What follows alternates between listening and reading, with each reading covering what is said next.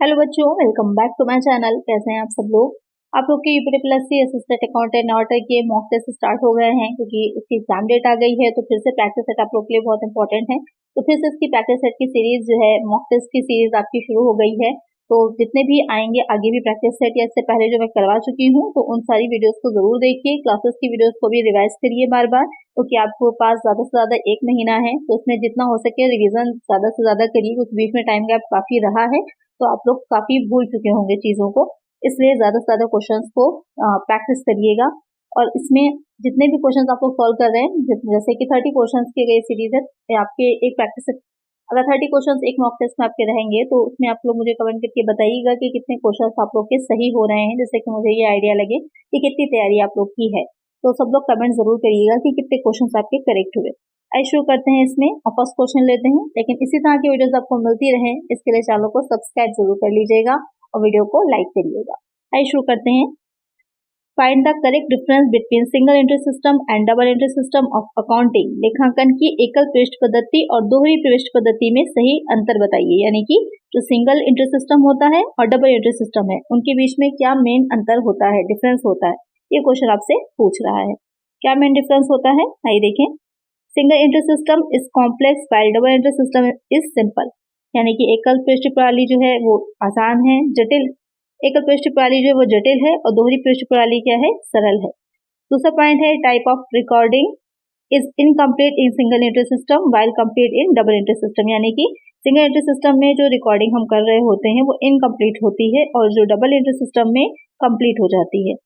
फिर single entry system is preferable for big enterprises while double entry system is preferable for small enterprises. यानी कि बड़ी कंपनियां जो हैं वो सिंगल एंट्री सिस्टम को अपनाती हैं, ज्यादा प्रेफरेंस देती हैं, और जो छोटी कंपनीज हैं वहां पर डबल एंट्री सिस्टम को अपनाया जाता है। डी पॉइंट है, single entry system is suitable for tax purposes while double entry system is not suitable for tax purpose. यहाँ पर कह रहा है कि जब हम टैक्स निकाल रहे होते हैं तो उसके पर्पस के लिए जो सिंगल एंट्री सिस्टम है वो उचित होता है, सुटेबल होता है, और डबल एंट्री सिस्टम सुटेबल नहीं होता है।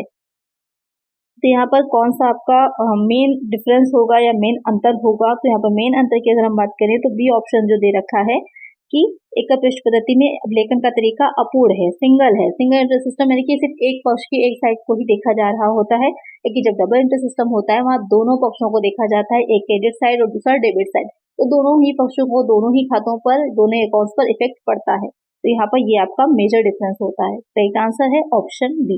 इस तरह के क्वेश्चन में इंपॉर्टेंट है कि एक एक पॉइंट को, मीनिंग को समझिए। जितने अच्छे से आप क्वेश्चन को समझ पाएंगे उतना ही सही आपका आंसर भी होगा। क्वेश्चन को बहुत जल्दबाजी में मत पढ़िए, उसको बहुत अच्छे से समझिए, एक एक पॉइंट को समझिए, उसके बाद ही आप आंसर सही से निकाल पाएंगे। एक आंसर है ऑप्शन बी। चलिए नेक्स्ट क्वेश्चन है, with respect to double account system which of the following statement are correct.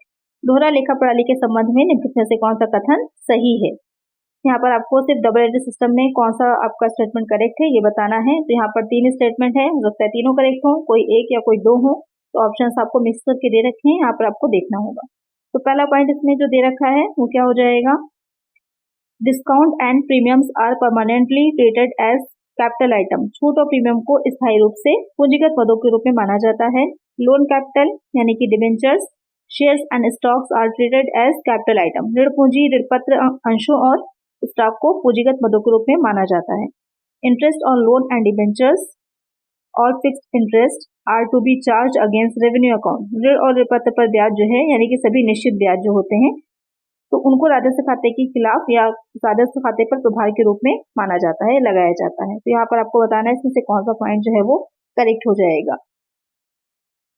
तो यहाँ पर जो पहला पॉइंट कहा है कि डिस्काउंट और जो प्रीमियम्स होते हैं वो कैपिटल आइटम्स के साथ ट्रीट होते हैं, करेक्ट है, क्योंकि डिस्काउंट या प्रीमियम जो भी आपके दिया जा रहा होता है वो लॉन्ग टर्म जो आपकी कैपिटल होती है उसी के ऊपर दिया जा रहा होता है, तो ये आपके कैपिटल आइटम में ही आएंगे, ये करेक्ट हो जाएगा।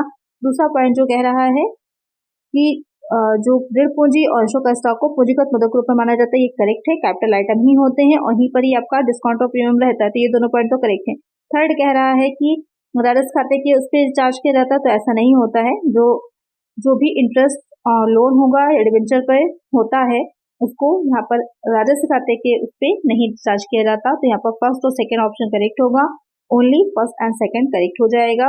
बाकी यहाँ पर थर्ड पॉइंट जो है वो गलत है। तो एक आंसर क्या हो जाएगा, ऑप्शन बी हो जाएगा।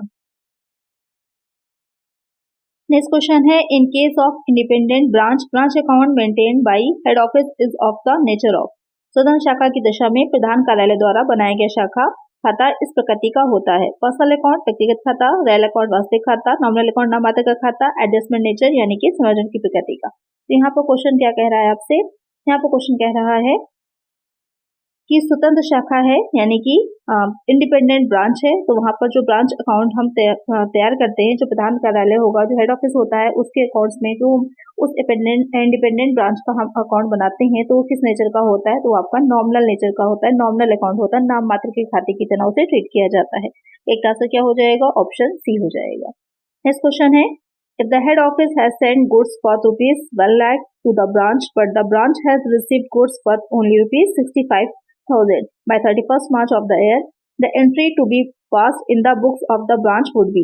यदि प्रधान कार्यालय ने 1 लाख रुपए का माल शाखा को भेजा है, लेकिन शाखा को वर्ष के 31 मार्च तक केवल 65,000 रुपए का माल ही प्राप्त हुआ है, तो शाखा के पुस्तकों में जनरल प्रविष्टि होगी। यहाँ पर आपसे क्वेश्चन ये कह रहा है कि जनरल प्रविष्टि क्या की जाएगी, किस तरह की जाएगी, जब जो है जो हेड ऑफिस था वहां से 1 लाख का माल जो था वो ब्रांच को भेजा गया था, लेकिन शाखा को वर्ष 31 मार्च तक जो था 65,000 का ही माल मिला, यानी कि 35,000 का 35,000 का जो गुड्स थे वो नहीं रिसीव हुए हैं। तब हमें क्या जनरल एंट्री करनी है, दो entry will be passed by branch and only head office will pass an entry. यहाँ पर कह रहा है कि शाखा द्वारा कोई भी प्रविष्टि नहीं की जाएगी और केवल प्रधान कार्यालय ही इसकी प्रविष्टि करेगा, लेकिन यहाँ पर तो ये गलत हो जाएगा क्योंकि 65,000 के गुड्स तो रिसीव हो चुके, तो एंट्री तो करनी है, तो ये पॉइंट तो सीधे सीधे आपका गलत है। उसके बाद goods in transit account debit 35,000 to head office 35,000, head office account debit to 35,000 to goods in transit account, goods in transit account debit to 65,000 to head office account 65,000। तो पहला वाला यहाँ पर ए वाला पॉइंट तो गलत है, और गुड्स इन ट्रांजिट में 65,000 दिखाई दे रहे हैं, माल भी माल को बता रहे हैं 65,000, तो माल में जो माल है वो तो 35,000 का है, तो ये वाला भी गलत हो गया। अब हमारे पास 2 पॉइंट बचे हैं, बी और सी वाला। तो यहाँ पर गुड्स इन ट्रांजिट अकाउंट जो डेबिट होगा 35,000 से और हेड ऑफिस का हो जाएगा 35,000 से क्रेडिट, एक आंसर यहाँ पर बी हो जाएगा। जो एंट्री की जाएगी वो बी वाली की जाएगी, जो शाखा है यानी कि जो ब्रांच है उसकी जो एंट्री होगी, तो शाखा है जो ब्रांच है उसकी बुक्स में जो एंट्री की जाएगी, तो जितना माल जो रास्ते में है, आपको पता है goods in transit account debit हो जाता है, नॉर्मल एक आपका इसका रूल ही है ये एंट्री करने का, तो goods in transit account debit हो जाएगा तो यहाँ पर हेड ऑफिस का, क्योंकि हेड ऑफिस ने भेजा था उसके नाम से, तो एक आंसर हो जाएगा ऑप्शन बी। तो इस तरह का मेथड भी अप्लाई किया करिए जब आपको इस तरह के क्वेश्चंस निकालने हो, जैसे कि यहाँ पर ये डी वाला पॉइंट जो था सीधे सीधे बाहर हो गया, तो 65,000 गुड्स इन ट्रांजिट बता दिए, जबकि 35,000 होना चाहिए था, तो यहाँ पर ये तो गलत ही हो गया। एंट्री तो की जाएगी यहाँ पर, तो ए वाला पॉइंट भी गलत हो गया। और गुड्स इन ट्रांजिट की एंट्री क्या की जाती है ये आप लोग को याद होगा, उसी के अकॉर्डिंग आपको आंसर निकाल लेना है। चलिए next question, in branch accounting the direct method is another name for. शाखा लेखांकन में प्रत्यक्ष विधि डैश का अन्य नाम है। फाइनल अकाउंट मेथड, अंतिम लेखा पद्धति, होलसेल ब्रांच सिस्टम, थोक शाखा विधि, stock and debtor method, stock और लेनदार विधि, डेटर मेथड, लेनदार विधि। तो ब्रांच अकाउंटिंग में आप लोग को पढ़ा चुकी हूँ, उसमें मैंने अलग से मेथड्स भी आप लोग को बताए थे कि क्या होते हैं, कैसे निकाला जाता है, किस तरह के मेथड्स होते हैं और उसमें क्या क्या एंट्रीज होती हैं, सारी चीजें मैंने वहां पर आपको बताई हैं जो क्लासेस की वीडियो आई थी। तो यहाँ पर जो शाखा लेखांकन है प्रत्यक्ष विधि है और उसका क्या और दूसरा नाम होता है, तो वो हो जाता है डेटर्स मेथड, देनदार विधि। तो एक आंसर क्या हो जाएगा ऑप्शन डी, इसको ही डायरेक्ट आपका प्रत्यक्ष या डायरेक्ट मेथड माना जाता है या कहा जाता है।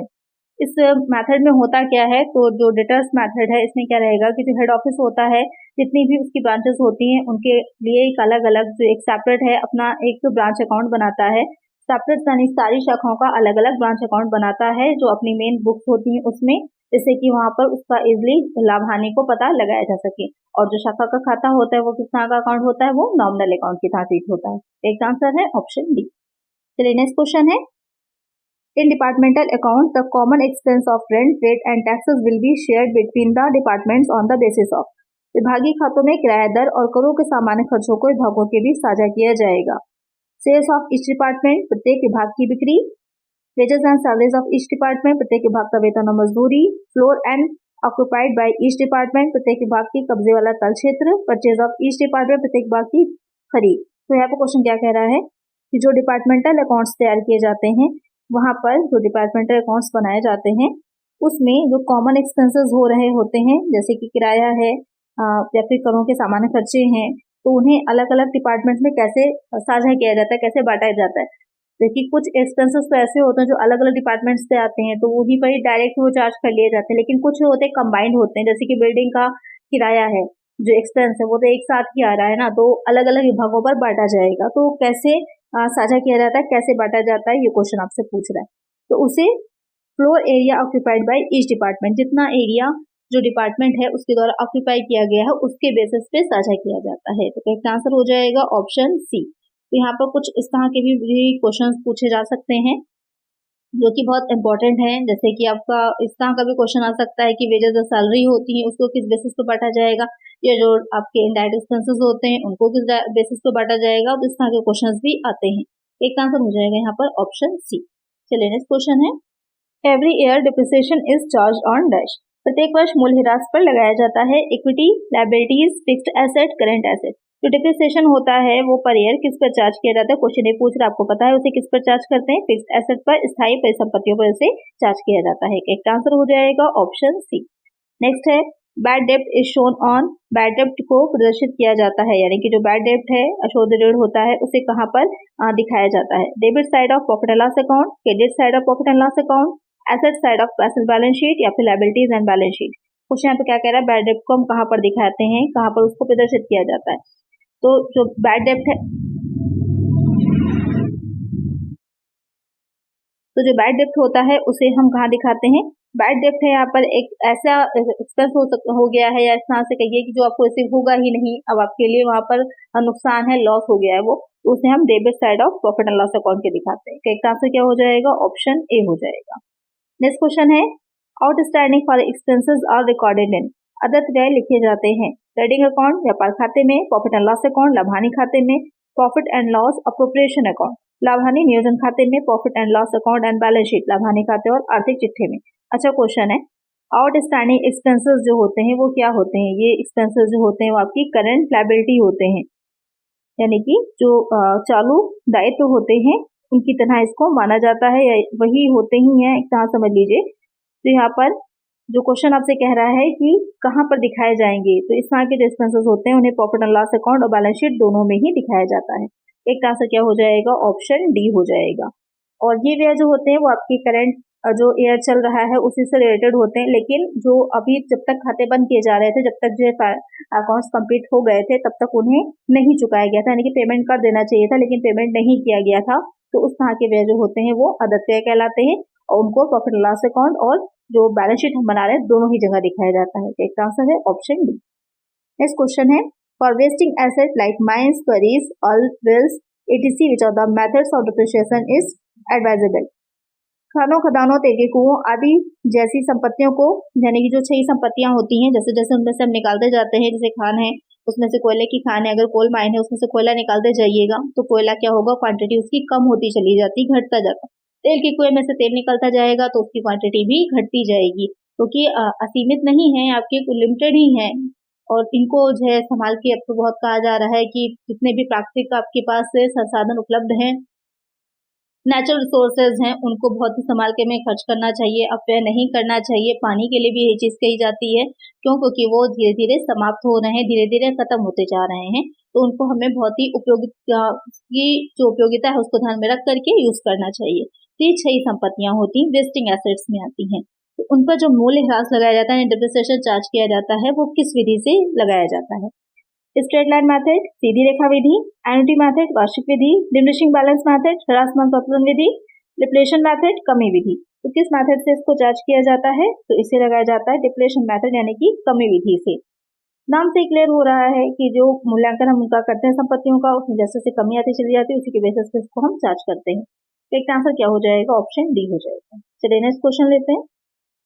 Messrs Shyam private limited follows financial year for accounting the company in the beginning of the year on 1st April 2017 purchased a new machinery of rupees 2,50,000 and the installation charges were 5,000 with an estimate scrap value of 10,000 and estimated life of 5 years. What will be the depreciation for the year under the straight line method? यहाँ पर question क्या कह रहा है कि measure Shyam private limited है, लेखांकन के लिए वित्तीय वर्ष का अनुसरण करते हैं।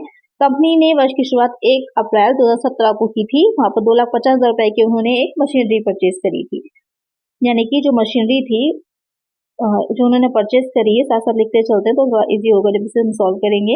कितने की थी? 2,50,000 की थी। अब उसके बाद क्या कह रहा है कि और स्थापना शुल्क उसका 5,000 रुपए के अनुमानित है और स्क्रैप मूल्य क्या होगा? 10,000 रुपए था। तो अनुमानित जीवन काल 5,000 है, आपको निकालना है सीधी रेखा पद्धति से मूल्य ह्रास की कितना होगा। तो इसको मूल्य ह्रास को निकालने के लिए इसका सीधा सीधा फॉर्मूला होता है डिप्रिसिएशन। जब हम चार्ज कर रहे होते हैं तो उसका फॉर्मूला होता है, उसी के बेसिस पे हम चलते हैं।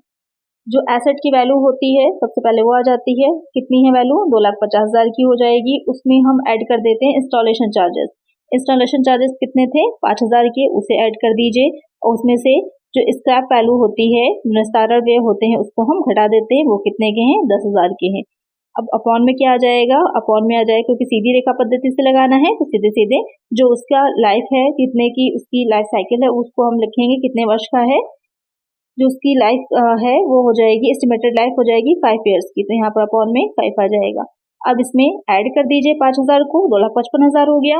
माइनस कर देंगे 10,000, कितना आ जाएगा? 2,45,000 का, 2,45,000। क्योंकि यहाँ पर स्टेप बाय स्टेप नहीं, आप ओरल भी इसको निकाल सकते हैं। अगर आपकी बात अच्छी है तो आप ओरल निकाल लीजिए, यहाँ पर आपको कोई स्टेप फॉलो करने की जरूरत नहीं, क्योंकि यहाँ पर ऑब्जेक्टिव पेपर है आपका, तो आपको डायरेक्ट आंसर निकालना है। तो जितनी स्पीड से आप कर सकते हैं उतनी स्पीड से करिए। यहाँ पर ये 0 सीधे सीधे यहाँ पर डिवाइड कर दीजिए, कितना हो जाएगा? पहले जाएगा 4 टाइम्स जाएगा, फिर 9 टाइम्स जाएगा, उसके बाद 3 0 यहाँ पर आ जाएंगे, 49,000 आ जाएगा। तो डिप्रिसिएशन कितना आएगा? 49,000 का एक आंसर हो जाएगा ऑप्शन बी। बहुत ही सिंपल से क्वेश्चन है, इसमें ज्यादा डिफिकल्ट नहीं है। न्यूमेरिकल भी इतने कोई बहुत हाई लेवल के डिफिकल्ट नहीं आ रहे हैं। बस आपको पता होना चाहिए कि निकालना कैसे। यहाँ पर इम्पोर्टेंट ये है कि किसे जोड़ना है और किसे घटाना है। जैसे कि यहाँ पर इंस्टॉलेशन चार्जेस को जो होते हैं ऐड किया जाता है और जो स्क्रैप वैल्यू होती है उसको हम लेस कर देते हैं। उसके बाद जो भी उसकी लाइफ दे रखी होगी उससे डिवाइड कर दीजिए, आपका आंसर निकल आएगा। चलिए नेक्स्ट क्वेश्चन है, if cost of machine ₹4 lakh, useful life है 5 ईयर्स की, रेजिडुअल वैल्यू है 25,000, what will be the amount of depreciation charge in the 3rd year using straight line method. यदि मशीन की लागत 4 लाख है, उपयोगी आयु 5 वर्ष है, अवशेष मूल्य 25,000 है, तो यहाँ पर ऋजु रेखा विधि का प्रयोग करने पर 3 वर्ष से प्रभावित मूल्यह्रास की राशि क्या होगी। यहाँ पर आपको स्ट्रेट लाइन मेथड का ही यूज करना है, लेकिन यहाँ पर क्वेश्चन में साफ कह रहा है कि तीसरे वर्ष में आपको निकालना है कि तीसरे वर्ष में क्या होगा। तो यहाँ पर आपसे क्वेश्चन क्या कह रहा है कि तीसरे वर्ष में वैल्यू क्या होगी, लेकिन एक चीज का ध्यान रखिएगा, यहाँ पर उन्होंने स्ट्रेट लाइन मेथड ही कहा है यूज करने को। तो यहाँ पर पहले साल की वैल्यू या फिर तीसरे वर्ष की वैल्यू सेम ही आनी है, कोई चेंजेस उसमें नहीं होंगे। तो वही मेथड आपका लग जाएगा जो अभी इस मेथड से अभी आपने निकाला था। डिप्रिसिएशन इज इक्वल टू क्या हो जाएगा, कितनी वैल्यू है? 4 लाख की है, उसमें से माइनस कितना हो जाएगा, जो इनकी स्क्रैप वैल्यू दे रखी है 25,000 की, उसको हम लेस कर देंगे। अपॉन में कितना आ जाएगा? अपॉन में कितने वर्ष की है मशीन की आयु, हो जाएगा 5 ईयर्स का। यहाँ पर आपको तीसरे वर्ष से मतलब नहीं है, सीधे सीधे आपको देखना है कि कितनी वर्ष की उसकी है लाइफ कितनी है। यहाँ पर 3 वर्ष जो दे रखा है वो कंफ्यूज करने के लिए दे रखा है। अगर क्रमागत होता, डिमिनिशिंग मेथड का यूज यहाँ पर हम कर रहे होते, तो वहां पर 4 लाख में से जितना निकल कर डिप्रिसिएशन आता उसको हम लेस करते, फिर जो वैल्यू आती फिर उस पर डिप्रिसिएशन चार्ज होता, फिर हम उसको लेस करते हो तीसरे वर्ष की, फिर हम डिप्रिसिएशन निकालते।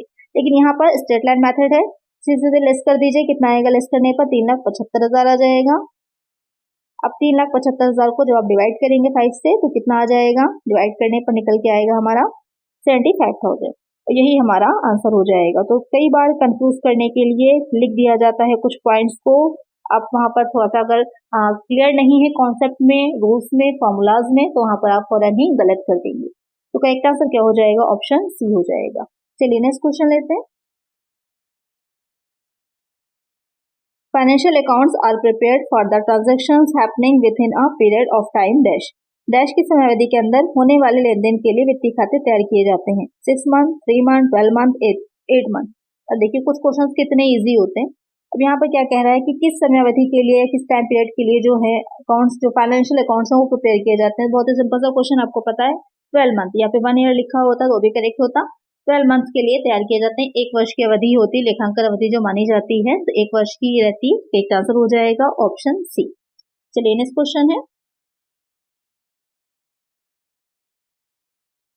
Writing a debit item on the credit side and vice versa is regarded as. Credit पक्ष पर एक डेबिट आइटम लिखना और उसके विपरीत करने को क्या माना जाता है?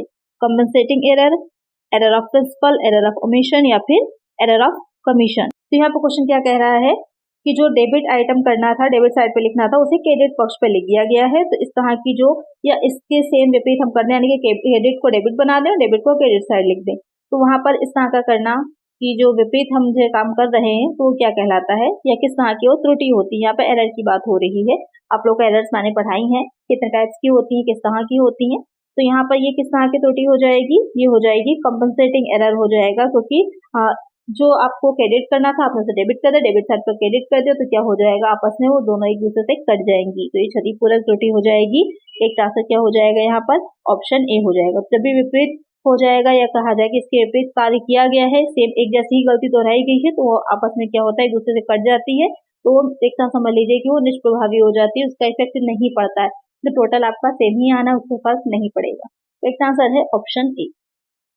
चलिए नेक्स्ट क्वेश्चन है, errors are dash and are dash to detect then dash.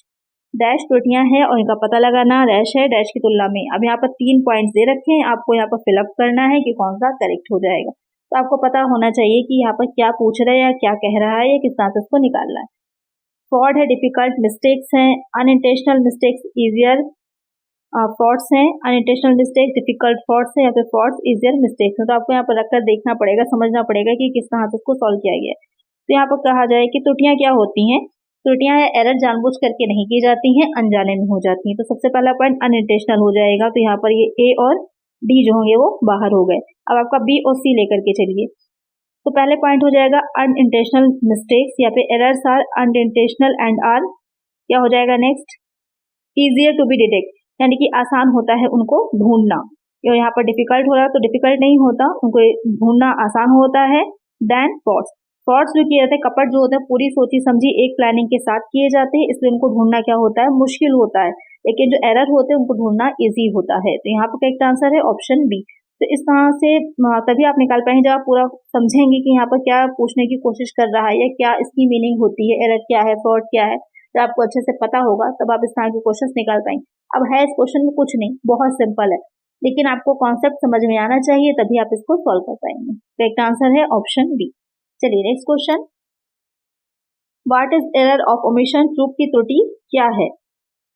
When an error consists of entry of a transaction in a wrong account of same class, जब एक त्रुटि में एक ही वर्ग के गलत खाते में लेन देन की प्रविष्टि होती है। इसके बाद नेक्स्ट है error which do not effect the arrangement of the trial balance. त्रुटियां जो ट्रायल बैलेंस के समझौते को यानी कि जो दोनों साइड इक्वल होना चाहिए उसको प्रभावित नहीं कर रही हैं। When an item of nominal account is entered in real account, जब वास्तविक खाते में नाममात्र खाते की एक वस्तु दर्ज की जाती है या फिर दिखाई जाती है। When a transaction is not recorded at all, जब कोई लेन देन बिल्कुल भी दर्ज ही नहीं किया गया। तो यहाँ पर चूक पूछा है, एरर ऑफ ओमिशन। तो यहाँ पर जो चूक की त्रुटि होती है, चूक का मतलब ये होता है कि आप दिखाने में ही या लिखने में ही आपसे गलती हो गई, आपने वो लेन देन दिखाया ही नहीं, छूट गया पूरी तरह से। गलत में अगर आपने दिखा दिया तो वहां पर सिद्धांत की त्रुटि हो जाएगी। आपने लिखने में कोई गलती कर दी तो मिस्टेक आपकी वो एरर हो जाएगी कमीशन की, कि वहां पर जो ऑफिशियल वर्क था वहां पर गड़बड़ हो गई। यहाँ पर है जो डी पॉइंट कह रहा है कि बिल्कुल भी दिखाया ही नहीं गया, तो वो आपसे चूक हो गई। तो चूक की त्रुटि जो होती है वो इसी तरह की होती है कि रिकॉर्ड ही नहीं कि आपने वो ट्रांजैक्शन ही किया। करेक्ट आंसर क्या हो जाएगा? ऑप्शन डी हो जाएगा। नेक्स्ट क्वेश्चन है credit side of an income and expenditure account shows. आय व्यय खाते की क्रेडिट साइड पर निम्नलिखित को प्रदर्शित किया जाता है। Income, expenditure, cash receipt, cash payment. Question क्या कह रहा है? इनकम एंड एक्सपेंडिचर अकाउंट जो बनाया जाता है, जो कि नॉन प्रॉफिटेबल कंपनीज होती हैं, गैर लाभ के लिए जो संस्थाएं बनाई जाती हैं, उनके द्वारा इनकम और एक्सपेंडिचर अकाउंट खोला जाता है। तो उनके द्वारा जो खोला जा रहा है वहां पर क्रेडिट साइड जो होता है उसमें, तो क्रेडिट साइड में उसमें हम क्या दिखाते हैं, डेबिट में क्या आता है। तो ये जो अकाउंट बनाया जाता है वो पूरी तरह से आपका प्रॉफिट एंड लॉस की बेसिस पर ही होता है, उसी की तरह ही बनाया जाता है। तो इसमें हम डेबिट साइड में क्या करते हैं, डेबिट साइड में सभी एक्सपेंसेस को दिखाते हैं या फिर जो खर्चे और व्यय हो रहे हैं, और जो क्रेडिट साइड होता है वहां पर जो भी इनकम हो रही होती है, संस्था को रिसीविंग हो रही होती है, वो सब दिखाई जाती है। तो यहाँ पर जो क्वेश्चन आपसे पूछ रहा है तो क्रेडिट साइड में इनकम आ जाएगा, आय आ जाएगी। करेक्ट आंसर हो जाएगा ऑप्शन ए। नेक्स्ट क्वेश्चन है Under sectional balancing system, if the inaccuracy affect the accounts of the debtor without affecting his total, then dash. अनुभागीय समतल प्रणाली के अंतर्गत यदि अशुद्धि देनदार के पूर्व को प्रभावित किए बिना उसके खातों को प्रभावित करती है तो dash. It is corrected by adjusting the debtors own account. देनदारों के साथ स्वयं के खाते संशोधित करके इसे ठीक किया जाता है. It is corrected only through a secret account can be done. केवल एक गुप्त खाता बनाया जाएगा जिसके माध्यम से इसे ठीक किया जाएगा. It can not be fix. इसे ठीक ही नहीं किया जा सकता. या फिर it is corrected by making additional entries. अतिरिक्त प्रश्नियां करी जाएंगी इसको ठीक करने के लिए. तो यहाँ पर क्वेश्चन क्या कह रहा है कि जो अनुभागीय संतुलन प्रणाली होती है, सेक्शनल बैलेंसिंग सिस्टम होता है, यानी कि किसी सेक्शन में कोई गलती कर दी गई है, कोई त्रुटि हो गई है तो उसको बैलेंस किया जा रहा है. तो ये सिस्टम होता है. तो वहां पर क्या किया जाएगा या कैसे उसको सही किया जाता है कि संतुलन प्रणाली के अंतर्गत यदि अशुद्धि देनदार के पूर्व को प्रभावित किए बिना उसके खातों को प्रभावित करती है तो वहां पर क्या किया जाएगा उसके लिए. तो उसके लिए क्या किया जाता है, it is corrected by adjusting the debtors own account. देनदार को स्वयं के खाते से मदद करके इसे ठीक किया जाता है. तो करेक्ट आंसर क्या हो जाएगा, ऑप्शन ए हो जाएगा. चलिए next question. Under self balancing ledger system dash ledger account are prepared. स्वसंतुलन लेजर प्रणाली के तहत डैश लेजर खाता तैयार किए जाते हैं. कितने टाइप्स के किए जाते हैं लेजर अकाउंट तैयार, ये क्वेश्चन यहाँ पर पूछ रहा है. तो इसमें 3 टाइप्स के किए जाते हैं, 3 तरह के किए जाते हैं. एक आपका जर्नल लेजर बनाया जाता है, यानी कि जो सामान्य खाता बही होती है उसे तैयार किया जाता है. उसके बाद नेक्स्ट आ जाएगा यहाँ पर, ये पहला पॉइंट हो जाएगा. दूसरा जो बनाया जाता है वो डेटर लेजर बनाया जाता है, यानी कि डेटर लेजर का क्या मतलब हो जाता है, डेटर्स लेजर देनदार खाता बही बनाया जाएगा. और जो थर्ड वाला होता है वो हो जाता है क्रेडिटर्स का. तो ये तैयार किए जाते हैं 3 तरह के. तो यहाँ पर करेक्ट आंसर क्या होगा, ऑप्शन सी हो जाएगा. चलिए नेक्स्ट क्वेश्चन है. Closing stock shown in trial balance is disclosed in final accounts in. वर्ष के अंत का रहतिया जिसे तलपट में दिखाया गया है अंतिम खाते बनाते समय दिखाया जाता है. यानी कि क्लोजिंग स्टॉक है और उसे कहाँ शो किया गया है, ट्रायल बैलेंस में. तो जब हम फाइनल अकाउंट्स तैयार कर रहे हैं तो उसे हम कहाँ पर दिखाएंगे, क्वेश्चन ये पूछ रहा है आपसे. उसे हम कहाँ पर दिखाएंगे, credit side of trading account and asset side of balance sheet.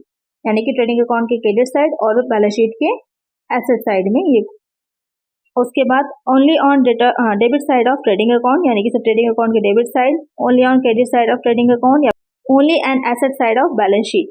तो ध्यान में रखिएगा कि अगर ट्रायल बैलेंस में दिखाया गया होता है जो क्लोजिंग स्टॉक है, तो जब फाइनल अकाउंट्स हम बना रहे होते हैं तो वहां पर हम सिर्फ एसेट साइड में जो बैलेंस शीट है उसके एसेट साइड में ही दिखाते हैं और कहीं पर उसे नहीं दिखाया जाता. तो जब भी इस तरह की सिचुएशन होती है कि ट्रायल बैलेंस में दिखाया जा रहा होता है क्लोजिंग स्टॉक को, तो ये माना जाता है कि वो करंट एसेट कितना हो जाएगा, तो इसलिए उसे बैलेंस शीट के एसेट साइड में दिखाया जाएगा. एक आंसर है ऑप्शन डी. चलिए नेक्स्ट क्वेश्चन है. With respect to final account which of the following statement is correct. अंतिम खातों के संबंध में निम्नलिखित में से कौन सा कथन सही है. तो यहाँ पर आपको बताना है कि इसमें से कौन सा स्टेटमेंट करेक्ट है. तो पहला पॉइंट क्या कह रहा है, the adjustment entry is in respect of the income received in advance is debit income received in advance account and in credit income account. अग्रिम में प्राप्त आय के संबंध में सौजन प्रविष्टि अग्रिम खाते और क्रेडिट आय खाते में डेबिट आय है. द प्रोविजन फॉर बैड डेब्ट is debited to sundry debtors account. अशुद्ध ऋणों का प्रावधान विविध देनदारों के खाते में डेबिट किया जाता है. The debts written off as bad if recovered are credited debtors subsequently to account. डूबत ऋण में अपलिखित किए गए ऋण यदि बाद में वसूल किए जाते हैं तो देनदारों के खाते में उन्हें जमा किया जाता है. उसके बाद कह रहा है the provision for discount on creditors is not provide in keeping with the principle of conservatism. रूढ़िवादिता के सिद्धांत को ध्यान में रखते हुए लेनदारों को छूट का प्रावधान प्रदान नहीं किया गया है. यहाँ पर क्वेश्चन आपसे क्या कह रहा था कि कौन सा जो पॉइंट है वो करेक्ट हो जाएगा. तो यहाँ पर जो डी वाला पॉइंट है वही करेक्ट है आपका, कि रूढ़िवादिता के सिद्धांत को ध्यान में रखते हुए, यानी कि जो लेनदार होते हैं उनको छूट का प्रावधान उनके लिए नहीं किया जाता. कहने का मतलब ये है कि लेनदार जो है प्रोविजन उनके लिए नहीं किया जाता है. तो ये आपकी रूढ़िवादिता का सिद्धांत क्या कहता था कि लाभ की प्रत्याशा ना करें, जो होने वाली भविष्य की हानियां हैं उन पर ध्यान दें. तो यहाँ पर डेटर्स के लिए प्रावधान किया जाएगा, ना कि क्रेडिटर्स के लिए. यही एक छोटा सा पॉइंट था जिसमें आप लोग कंफ्यूज हो जाएंगे. एक आंसर हो जाएगा ऑप्शन डी. नेक्स्ट क्वेश्चन है the calculation of days from the date of transaction to the date of settlement is made by. लेन देन की विधि के समझौते की तिथि के 20 दिनों की गणना की जाती है. फॉरवर्ड मेथड आगे की विधि, परपेचुअल मेथड सतत विधि, इपोक विधि या फिर डेली बैलेंस मेथड दैनिक शेष विधि. क्वेश्चन क्या कह रहा है, तो लेन देन की विधि में समझौते की तिथि के बीच जो दिनों की गणना की जाती है वो किस बेसिस पे की जाती है, तो उसे फॉरवर्ड मेथड यानी कि आगे की विधि जो होती है, तो इसमें क्या रहता है कि आगे के टाइम को एक टाइम लिमिट डिसाइड की जाती है, निर्धारित की जाती है, जिसमें दो आपकी पार्टीज होती हैं, दो पक्षकार होते हैं, जो कि एक निश्चित मूल्य पर एक निश्चित विधि से एक लेन देन को निर्धारित करते हैं, डिसाइड करते हैं, जिससे कि जो अनिश्चितताएं हैं, अनसर्टेनिटी है, उसको कम किया जा सके। एक आंसर है ऑप्शन ए। नेक्स्ट क्वेश्चन है when trial balance is prepared, तलपट कब बनाया जाता है? At the end of accounting period, लेखावधि के अंत में, at the end of year, वर्ष के अंत में, फ्रिक्वेंटली ड्यूरिंग द ईयर, वर्ष के दौरान कभी भी, eight the end of a month, महीने के अंत में। तो तलपट जो होता है वो कब प्रिपेयर किया जाता है? तो इसे वर्ष के अंत में ही, at the end of the accounting period जो होता है तब प्रिपेयर किया जाता है। क्यों?